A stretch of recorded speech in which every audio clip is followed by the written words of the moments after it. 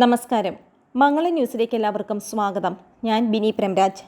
Israel Hamas യുദ്ധത്തിന് ഇനിയും അറുതിയായിട്ടില്ല. Qatar സമർപ്പിച്ച ബന്ദി കൈമാറ്റ നിർദ്ദേശം ചർച്ച ചെയ്യുന്നതായി ഇസ്രായേൽ അറിയിച്ചെങ്കിലും ഇക്കാര്യത്തിൽ കാര്യമായ പുരോഗതി ഉണ്ടായിട്ടില്ല. യുദ്ധം നിർത്താതെ ഇതേക്കുറിച്ച് ചർച്ച വേണ്ടെന്ന നിലപാടിലാണ് ഹമാസ്. ഇതോടെ അടുത്തെങ്ങും സമാധാനം മേഖലയിൽ ഉണ്ടാകില്ല എന്ന് ഉറപ്പാണ്. യുദ്ധത്തിന്റെ അടുത്ത ഘട്ടം സംബന്ധിച്ച് ഇസ്രായേൽ പ്രതിരോധ മന്ത്രിയുമായി US പ്രതിരോധ സെക്രട്ടറി ലോയിഡ് ഓസ്റ്റിൻ ചർച്ച നടത്തിയിട്ടുണ്ട്.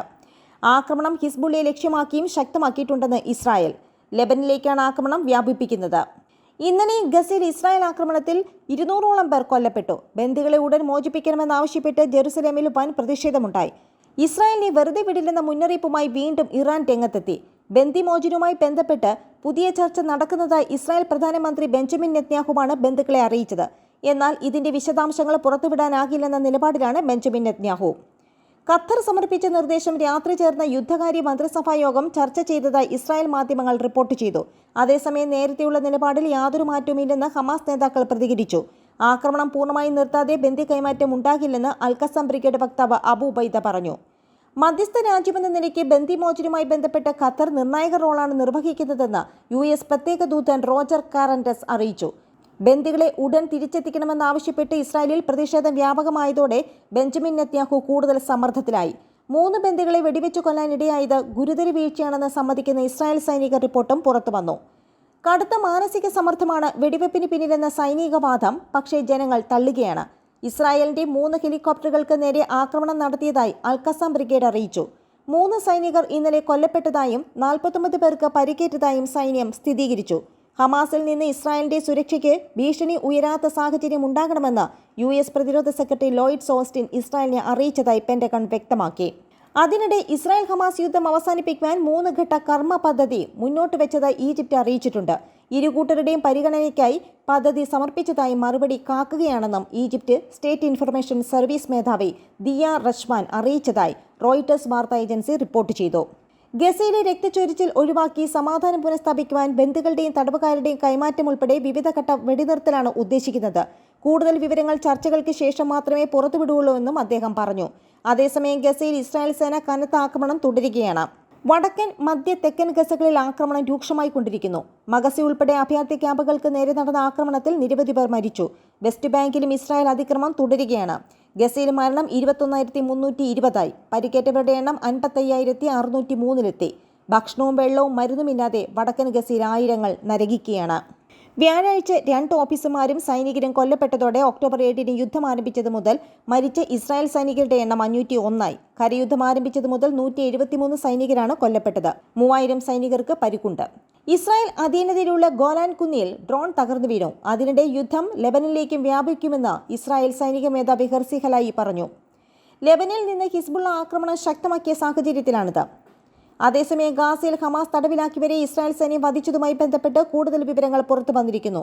രക്ഷിക്കണമെന്ന് ഹിബ്രു ഭാഷയിൽ അലറിക്കരഞ്ഞിട്ടും കേൾക്കാൻ ഇസ്രായേൽ സൈന്യം തയ്യാറായില്ല എന്നാണ് റിപ്പോർട്ടിൽ പറയുന്നത്. കബളിപ്പിക്കാനായി ഹമാസ് നടത്തുന്ന തന്ത്രമാണിതെന്ന് കരുതിയെന്ന് മിലിറ്ററി വിഭാഗം നടത്തിയ അന്വേഷണത്തിൽ കണ്ടെത്തി.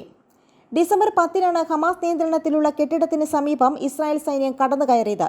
3 തടവുകാരാണ് ഗസ സിറ്റിയിലെ ഷജയ്യ ജില്ലയിൽ ആക്രമണത്തിൽ കൊല്ലപ്പെട്ടത്. കെട്ടിടത്തിനുള്ളിൽ നിന്ന് രക്ഷപ്പെടാൻ ശ്രമിച്ച 5 ഹമാസ്കാരെ സൈന്യം വെടിവെച്ചു കൊന്നിരുന്നു. കെട്ടിടത്തിനുള്ളിൽ സ്ഫോടക വസ്തുക്കൾ വെച്ചിട്ടുണ്ടെന്നും സൈനികരെ തന്ത്രത്തിൽ കെട്ടിടത്തിൽ കയറ്റുകയായിരുന്നു ലക്ഷ്യമെന്നുമാണ് കരുതിയത്. ഡിസംബർ 15 തടവുകാരെ വധിച്ചത്. സഹായം അഭ്യർത്ഥിച്ചവരോട് സൈനികരുടെ അടുത്തേക്ക് വരാൻ കമാൻഡർ ആവശ്യപ്പെട്ടു. എന്നാൽ സമീപത്ത് ടാങ്ക് വെടിയുതിർക്കുന്ന ശബ്ദം മൂലം കമാൻഡർ നൽകിയ നിർദ്ദേശം 2 സൈനികർ കേട്ടില്ല. ഇവർ തടവുകാർക്ക് നേരെ വെടിയുതിർക്കുകയായിരുന്നു. 3ാമത്തെ തടവുകാരൻ രക്ഷപ്പെടാൻ ശ്രമിക്കുന്നതിനിടയിൽ വെടിവെച്ച് വീഴ്ത്തുകയായിരുന്നു. യോദം ഹൈം, അലോൺ ഷംറീസ്, സ്മെർ എൽ തലാൽഖ് എന്നിവരാണ് കൊല്ലപ്പെട്ടത്. ഇവരിൽ ഒരാൾ കയ്യിൽ വെളുത്ത കൊടി പിടിച്ചിരുന്നു. അതേസമയം ഗാസയിൽ ആക്രമണം ശക്തമാക്കിക്കൊണ്ടിരിക്കുകയാണ് ഇസ്രായേൽ സേന. വ്യാഴാഴ്ച പട്ടണങ്ങളിലും അഭയാർത്ഥി ക്യാമ്പിലും ശക്തമായ ബോംബ് വർഷമാണ് ഇസ്രായേൽ നടത്തിയത്. റഫ മേഖലയിൽ മാത്രം 20ലേറെ പേർ കൊല്ലപ്പെട്ടുവെന്നാണ് റിപ്പോർട്ടുകൾ വ്യക്തമാക്കുന്നത്. ദക്ഷിണ ഗാസയിലെ റഫായിലെ കുവൈത്തി ആശുപത്രിക്ക് സമീപം നടന്ന ആക്രമണത്തിൽ 20 പേർ കൊല്ലപ്പെട്ടു. മേഖലയിൽ ഇരുവിഭാഗവും തമ്മിലുള്ള നേരിട്ടുള്ള ഏറ്റുമുട്ടലാണ് നടക്കുന്നത്. കര വ്യോമ മാർഗങ്ങൾ വഴി ഇസ്രായേൽ കനത്ത ആക്രമണമാണ് ജനവാസ മേഖലയ്ക്കടക്കം നടത്തുന്നത്. കഴിഞ്ഞ 24 മണിക്കൂറിനുള്ളിൽ മാത്രം 2000 പേർ കൊല്ലപ്പെട്ടതായി ഹമാസ് ആരോഗ്യ മന്ത്രാലയ വക്താവ് അറിയിച്ചു. ഗസയിലെ 80% പേരും പലായനം ചെയ്തു കഴിഞ്ഞതായി UN അറിയിച്ചു. റഫ നഗരത്തിലെ താൽക്കാലിക അഭയാർത്ഥി ക്യാമ്പുകളിലാണ് ഇതിലധികം പേരും തങ്ങുന്നത്.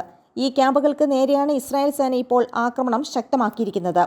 സംഘർഷം രൂക്ഷമായതിന് പിന്നാലെ റഫ അതിർത്തിക്ക് സമീപം 1 ലക്ഷത്തിനടുപ്പിച്ച് ഗാസ നിവാസികളാണ് എത്തിയിരിക്കുന്നത്.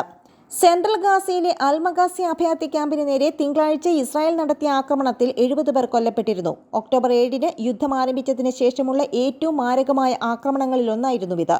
ജനവാസ കേന്ദ്രങ്ങളിലാണ് ഹമാസ് ആക്രമികൾ നിലയുറപ്പിച്ചിരിക്കുന്നതെന്നും ജനങ്ങൾക്ക് അപകടമുണ്ടാക്കാത്ത വിധത്തിലുള്ള നടപടികളാണ് തങ്ങൾ സ്വീകരിക്കുന്നുവെന്നുമാണ് ഇസ്രായേൽ അവകാശവാദം. ഇസ്രായേൽ ഹമാസ് യുദ്ധം ഇതിനകം 20,000 ഫലസ്തീനികളുടെ കൊലപാതകത്തിന് ഇരയാക്കുകയും 2.3 ദശലക്ഷം ജനസംഖ്യയുടെ 85% ആളുകളെ അവരുടെ വീടുകളിൽ നിന്ന് പുറത്താക്കുകയും ചെയ്തു. വടക്കൻ ഗാസയുടെ ഭൂരിഭാഗവും യുദ്ധത്തിൽ തകർന്നു. ആഴ്ചകളോളം മേഖലയിൽ ജനവാസം ഇല്ലാതാക്കുകയും മറ്റു പ്രദേശങ്ങളിൽ നിന്ന് ഒറ്റപ്പെടുകയും ചെയ്തു. ഇസ്രായേൽ ആക്രമണം വ്യാപിപ്പിക്കുന്നതിനാൽ തെക്കൻ മേഖലയിലും സമാനമായ സാഹചര്യം ഉണ്ടാകുമെന്നാണ് പലരും ഭയപ്പെടുന്നത്. ശക്തമായ ചെറുത്തുനിൽപ്പ് തുടരുന്ന ഹമാസിനെ പൂർണ്ണമായി തകർക്കുമെന്നും ഒക്ടോബർ 7 തെക്കൻ ഇസ്രായേലിൽ നടത്തിയ ആക്രമണത്തിൽ പിടികൂടിയ ബന്ദികളെ തിരികെ എത്തിക്കുമെന്നുമാണ് ഇസ്രായേൽ വ്യക്തമാക്കുന്നത്.